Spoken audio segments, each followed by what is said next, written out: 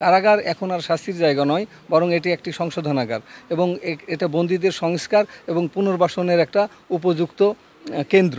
মানুষের কাছে যেগুলো শুনছি সেটা ওইটা বুঝি নেই, কেন আসি দেখি যে ঈদের দিন ওনাকে ভালোভাবে আপ্যায়ন করছে, উনি খাওয়া দাওয়া ভালো মতন খাইছে, আমরাও আসছি এখানে, আমরাও এসে আমাদেরও আপ্যায়ন করছে।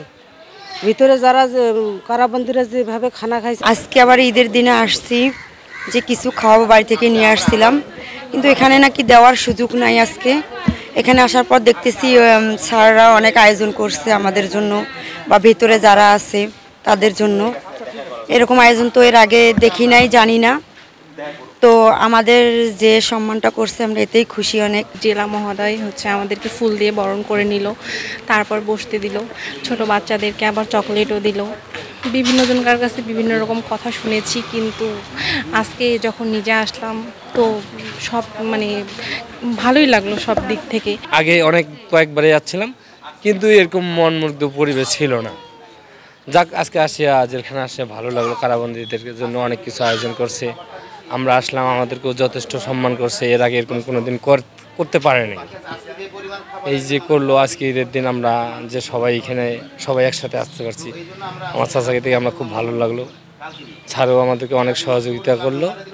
আর এদের জন্য, কারাবন্দীদের জন্য কয়েকদিন আগে অনেক কিছু করছে, আম খাওয়াইছে, লিচু খাওয়াইছে, কাঁঠাল খাওয়াইছে। আজকে আবার অনেক গোস্ত, ভাত, মাছ, মাংস, পোলাও অনেক রেডি করছে।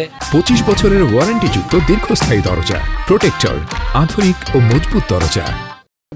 বন্দীদের স্বজন, আমাদের কর্মকর্তা কর্মচারী এবং এই সবাই মিলে আমরা একটা পরিবার। আমরা এই পরিবারে ঈদের আনন্দ সবাই মিলে করতে চাই।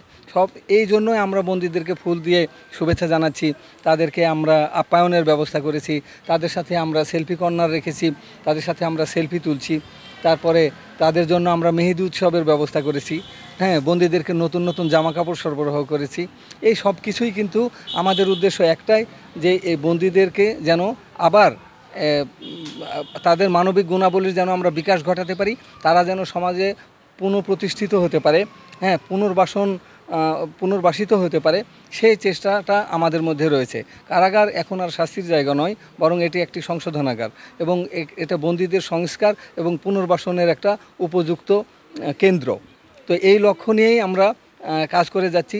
আমার মনে হয় বা আমরা জানি যে বাংলাদেশের সমস্ত কারাগারগুলোই বিশেষ পদক্ষেপ এবারের ঈদে গ্রহণ করেছে, যাতে বন্দী এবং বন্দীদের স্বজনদের সাথে আমরা ঈদের আনন্দটা শেয়ার করতে পারি এবং ভাগাভাগি করতে পারি, সবাই মিলে এই আনন্দটা উপভোগ করতে পারি। আপনারা জানেন যে আগামী পরশুদিন আমরা বন্দীদের জন্য রেখেছি সাংস্কৃতিক অনুষ্ঠান। এই অনুষ্ঠানে বন্দীরা আনন্দ করবে ও আনন্দ উপভোগ করবে। বন্দীদের স্বজনদের জন্যও আমরা বাইরে কিছু অনুষ্ঠান রেখেছি সেদিন, যাতে তারাও এই আনন্দটা উপভোগ করতে পারেন এবং তারা একটু ভালো থাকতে পারেন।